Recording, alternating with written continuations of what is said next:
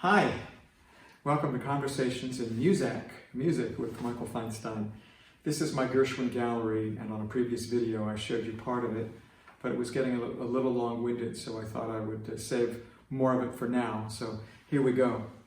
This whole area is a conflagration of Gershwin memorabilia that I've collected practically my whole life, and I wanted to have the opportunity to display it, to show it to friends while it's still in my life, and after I pass on it'll go to the Great American Songbook Foundation and some of it probably to the Library of Congress.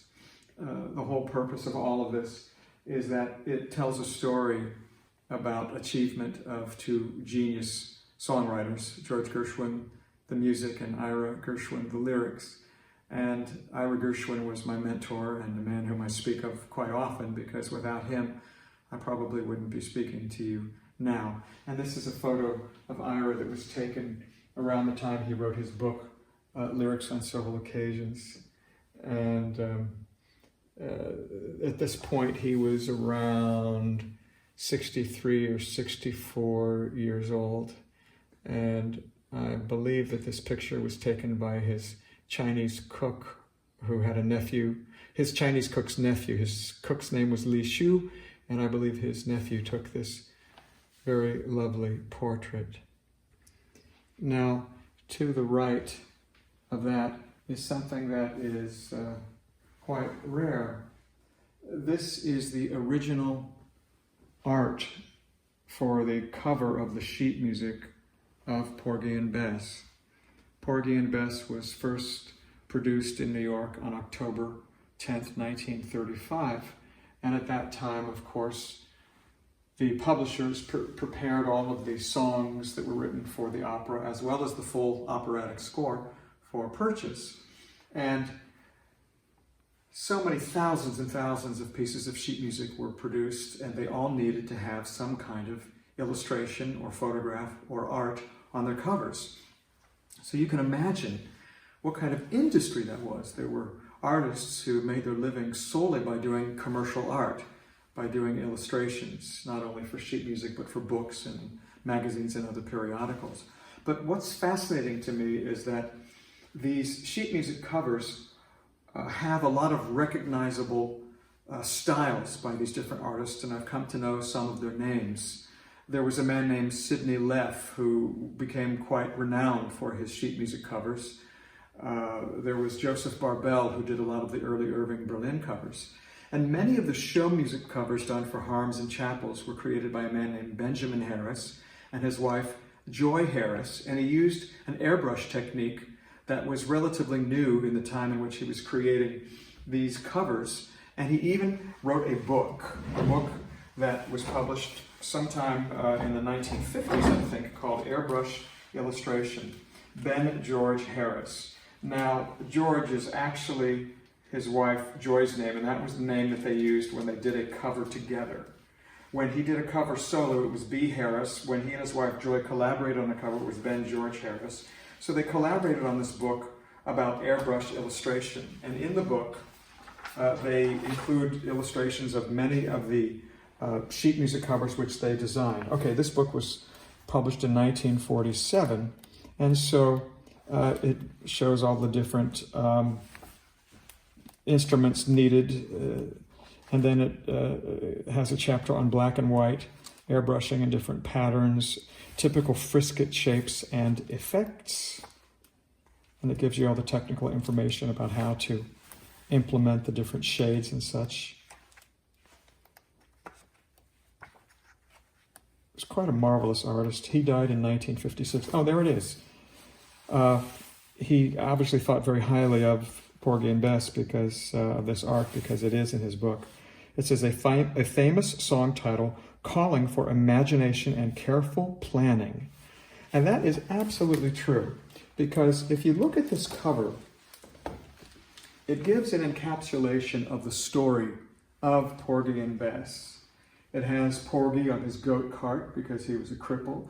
This presumably is Catfish Row. This refers to the song, "There's a boat that's leaving soon for New York." So that's the boat, that's New York. And then this is presumably Porgy and Bess, even though I would venture to say that this bears no small resemblance, that forehead and the nose bears some resemblance to George Gershwin, which might have been Benjamin Harris's little inside, not joke, but inside comment. Now, here are the original covers, all the original publications of the cover of Porgy and Bess with the reproduction of that art. And the thing that makes this piece of art so precious to me is that I do not know of another single piece of sheet music art that has survived from this era. Now, as I said, there were hundreds of thousands of pieces of sheet music printed through the years, but I have never been able to find one piece of sheet music illustration art that has ever survived, except for this one. I don't know if it came from Benjamin Harris's estate, but there it is, and I just think it's a spectacular piece of art, and I'm thrilled to share it with you.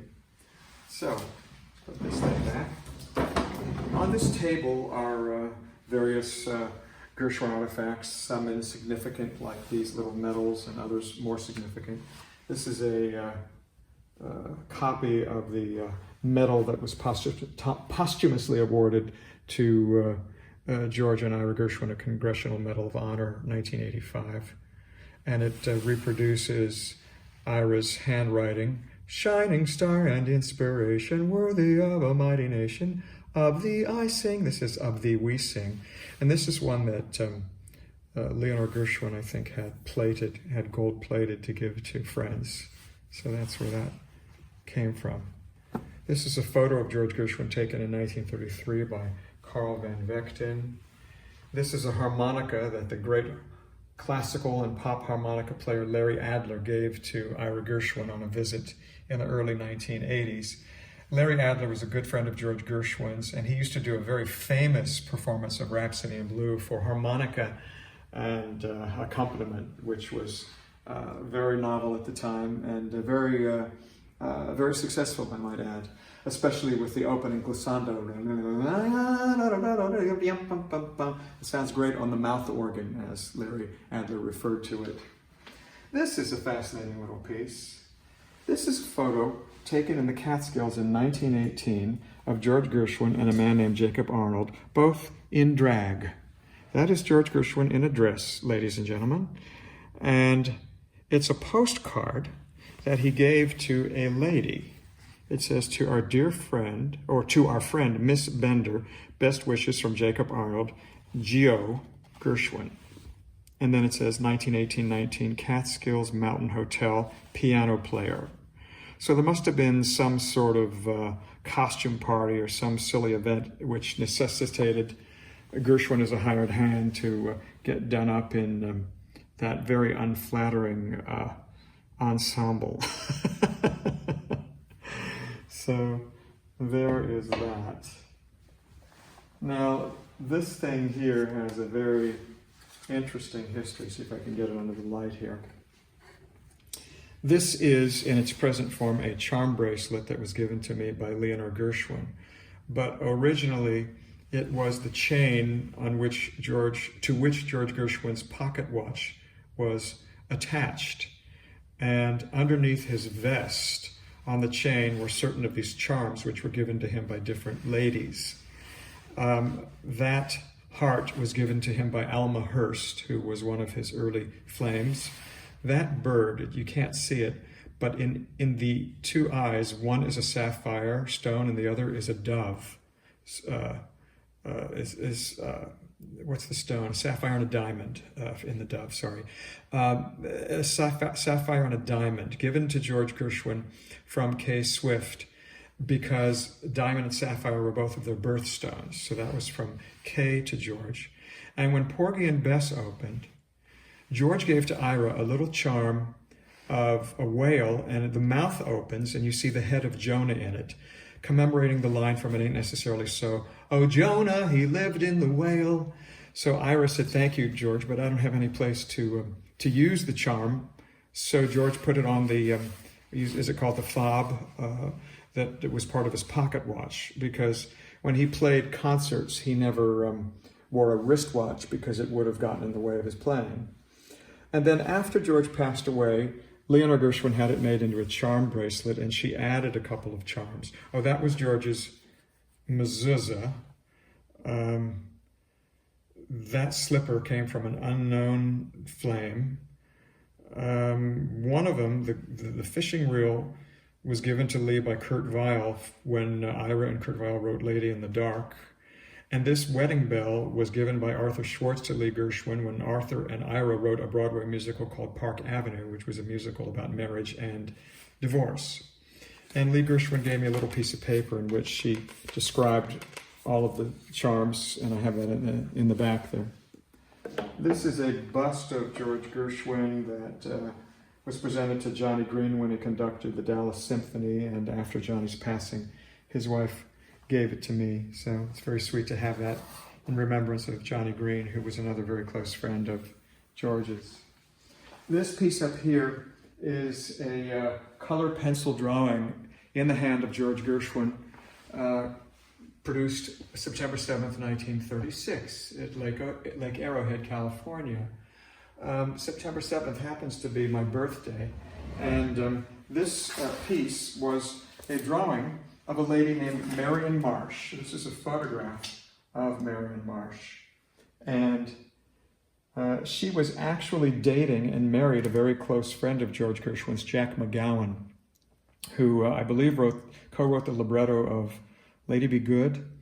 In any event, it didn't seem to bother George that Marion was dating one of his good friends, and he took her to Lake Arrowhead, and they had a day or so together. And this is a number of pages from Marion Marsh's unpublished autobiography, in which she tells the story about meeting George, and there were a couple of days together. So there's also something that she deleted, and I would love to have known what she decided she couldn't tell. This is the program from a Hollywood Bowl memorial concert for George Gershwin.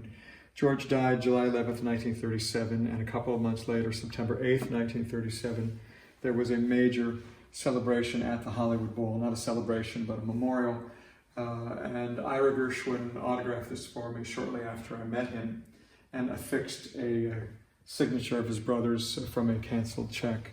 It's a beautiful program. Let me see if I can extract it from here. It might be too difficult. I'll show you another one sometime. But the concert featured Al Jolson, Fred Astaire, the soprano Lily Pons, Oscar Levant playing the Concerto in F, Nathaniel Shilkert, who was the musical director at RKO, playing An American in Paris, for which he and George did the original recording in 1929 or 28. It's a marvelous recording, and I have 16-inch discs that preserve the entire thing, and I was involved in issuing it commercially on CD a number of years ago. This is a photograph of Ira taken only a couple of months before his passing in mid-1983. He had lost a lot of weight at that point, and this picture is oddly formal considering that he's wearing his bathrobe, but he has on an ascot. And Ira enjoyed having his picture taken, and I treasure this photo of him. Now, this down here is a 1933 78 RPM record. This is a playable record, and it says RCA Victor presents Paul Whiteman, who is the musical artist on this record. He had a band, the same band that introduced Rhapsody in Blue, in a tabloid version of Let 'Em Eat Cake. Let 'Em Eat Cake was a 1933 Broadway musical that was the sequel to the Pulitzer Prize-winning musical by the Gershwin brothers called Of Thee I Sing. Of Thee I Sing was a tremendous success, running 444 performances, and the first musical comedy to win a Pulitzer Prize. Let 'Em Eat Cake was a terrible failure. It was a flop. It ran a little while and actually had a bit of a tour, but the show was considered to be a real turkey. But that didn't stop Paul Whiteman from recording selections from Let 'Em Eat Cake. And in this period, from 1931 to 1933 or thereabouts, RCA Victor invented and produced these series of picture discs, and they're highly collectible and very hard to come by. There are also picture discs of the Jerome Kern show, Music in the Air from 1932. There's a gorgeous Noel Coward picture disc, and there are other Paul Whiteman picture discs. So these are fun to have. This is a 3-sheet that is the size of this poster of the 1951 MGM film An American in Paris. In Carmel, Indiana, at the Songbook Foundation, we also have a full 24-sheet billboard, probably the only surviving billboard from the film An American in Paris. This is a fun piece of art by a famous artist called Will Cotton. This is a page taken out of Vanity Fair magazine at the time that Porgy and Bess premiered in October of 1935, and I think it's a wonderful, wonderful image. And I affixed to the mat here a cancelled check signed by George Gershwin. That is not George Gershwin's handwriting, that's his secretary, but that's Gershwin's signature, and it was signed on his birthday, September 26th. This is a page of stamps in 1973 commemorating George Gershwin's 75th birthday. The U.S. Postal Service issued a stamp in honor of George Gershwin, so that is that. And then this is the poster commemorating the issue of the stamp. Gershwin opens at the post office. Now, over here, there are a whole slew of movie posters and theatrical posters. This is from a flop Broadway revival of OK that happened in the early 90s, produced by David Merrick. And this show has a very odd history. It's worth looking up because David Merrick was at his most eccentric at that point and refused to open the show. He had invested all of the money in the show himself, and so he had complete autonomy over what happened with the thing. And he kept delaying the opening of the show, and so night after night, when they should have been in previews, he forced the cast to perform the show just for him, with himself being the only person in the audience. I don't even know if the other directors and technical crew people were involved. But this is the only remnant that survives from that production of OK. It seems that OK was an ill-fated show after its original production, which was quite successful because there was a 1970s revival that never came to Broadway, and this one in the early 90s. This is a movie poster from Shall We Dance, the movie that brought George and Ira Gershwin back to Hollywood in late 1936. And this poster is, as are all movie posters from the 30s, rare, especially those of prominent performers and film titles. And so it took me quite a few years to find this one. This is a one-sheet from the Samuel Goldwyn film Porgy and Bess, which was the last movie produced by the legendary Samuel Goldwyn in 1959. It was generally not considered a successful film, even though at the time Andre Previn won an Academy Award for the scoring of the picture. And I hope that one day the film will be shown again. But there are problems with exhibiting it because the original negative of the film is not in good shape. Unfortunately, it was stored in a facility in the San Fernando Valley that was not air conditioned. And so I am told, and I don't know if this is a fact, but I've been informed that to properly do a restoration of this motion picture, it would cost approximately $2 million.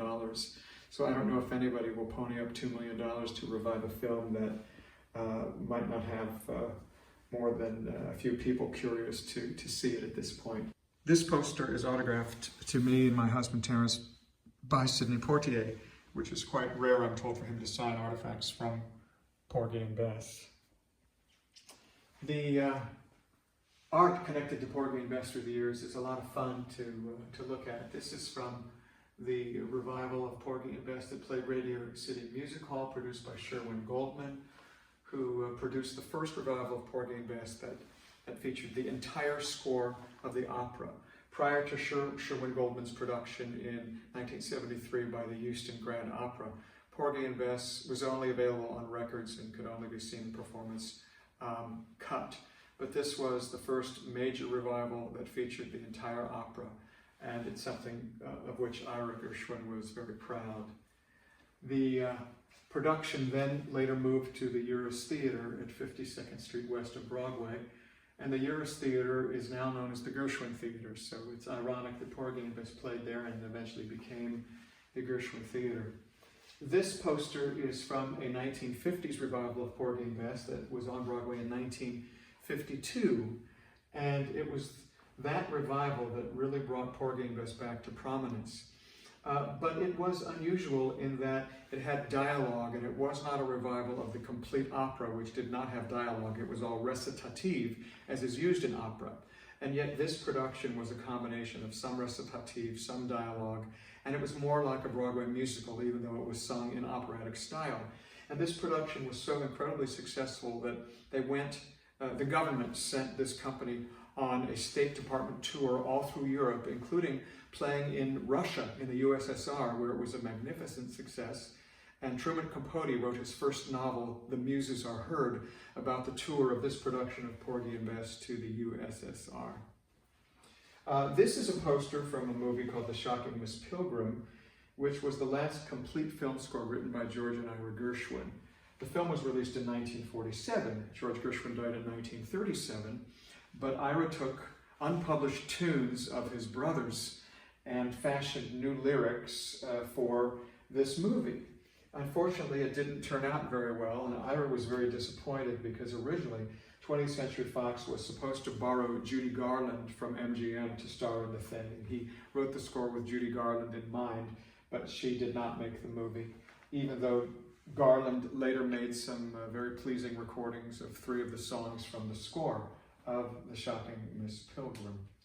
They were really highlighting the fact that the Gershwins had written the score, and it was quite something that there was a new Gershwin score a decade after George Gershwin's passing. This is a poster from the first revival of the show Tiptoes, which was a 1925 Broadway musical, very successful, that originally starred, among others, Jeanette MacDonald, before she came to Hollywood, and a very talented pint-sized lady named Queenie Smith, who lived into the 1970s and occasionally appeared on episodic television. This production was 1978 and had wonderful, wonderful orchestrations by Russell Warner, who recreated the 20s sound in such beautiful style. And I am very sad to tell you that those orchestrations no longer exist. A number of years ago, surprisingly, the Goodspeed Opera House did a house cleaning and threw out those arrangements, even though now Goodspeed Opera House has one of the definitive musical theater archives, but that was before that happened, and they didn't save these orchestrations, which I dearly wish were around today. This is a half sheet from Shall We Dance? And this scene is the scene in which Fred and Ginger, I believe, danced to the song They All Laughed. And there's nothing more to say about that. This is a Danish poster for the show A Damsel in Distress, which was the next feature after Shall We Dance, and it starred Fred Astaire and Jared Fontaine, with George Burns and Gracie Allen adding much needed comic relief. These are some artifacts of Ira's cufflinks and studs, his cane with his initials on and his wristwatch. I just saved these artifacts because I thought, what else am I going to do with them? Just show them to friends, and they are happy reminders of my years with Ira. Now, in this corner, get this a little bit straighter here if I can. This is a one sheet from the 1943 MGM film Girl Crazy. And when they created these one sheet, these advertising posters, they often would do 3 or 4 of them with different artwork in different styles. And this one has the art of Al Hirschfeld, who is everybody's favorite caricaturist. And I think these colors are just spectacular. So 13 years after Girl Crazy played on Broadway, MGM made this musical version of it. There also was a 1932 film of Girl Crazy, but this one followed the story a little bit closer. Not much, but closer than the 1932 version. Mickey Rooney, who was the co-star of this movie with Judy Garland, once told me that George Gershwin came to visit the set when they were filming a scene from Girl Crazy, And I said, Mickey, that's very nice, but George Gershwin died in 1937, so he couldn't have been alive in 1943. And Mickey said, he was there, goddammit, he was there. So at that point, I didn't argue with him any further. This is a portrait of George Gershwin that was a picture that he often would autograph and send to fans who requested his photo. This is a picture of Ira Gershwin taken in 1980, and he wrote what Ira Gershwin is really like because he felt that that was a very sly expression. This is one of two existing photographs of George Gershwin in actual color, taken in Mexico in 1935 when he was on vacation there. And I found that on a strip of film during the time I was working for Mr. Gershwin.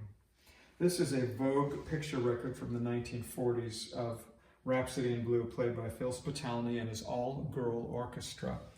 Vogue made a whole series of picture records in the 1940s, the late 40s, 46, 47 period, and they're quite collectible now, and they did a 2-record set of Rhapsody in Blue, and all of the records are very handsome.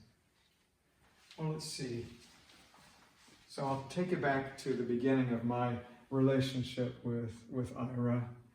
This is a picture of me with Ira only a few months after I met him. I met him in August of 1977, and this is me with Ira on his birthday, December 6th, 1977. That was Ira's 81st birthday, and I was 21, so there was 60 years age difference between us, but we were very, very close during the entire 6 years I was with him, and we had a lot of fun together. It reminds me of a story.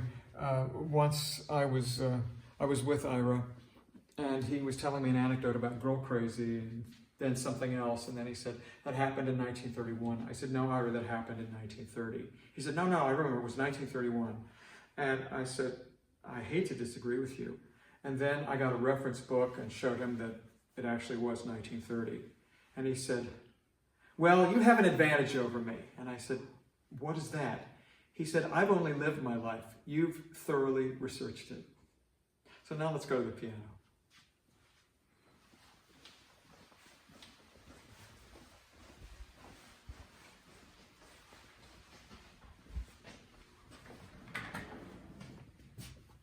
Okay. Oh, well, I guess I should show you. This is the poster for The Other Girl Crazy. That's from 1932. That starred the two comedians Wheeler and Woolsey, and that's a fun image. And the rest of these things are also George and Ira Gershwin related, so I am awash in Gershwin. But to the piano. Okay, let's see, what should we do?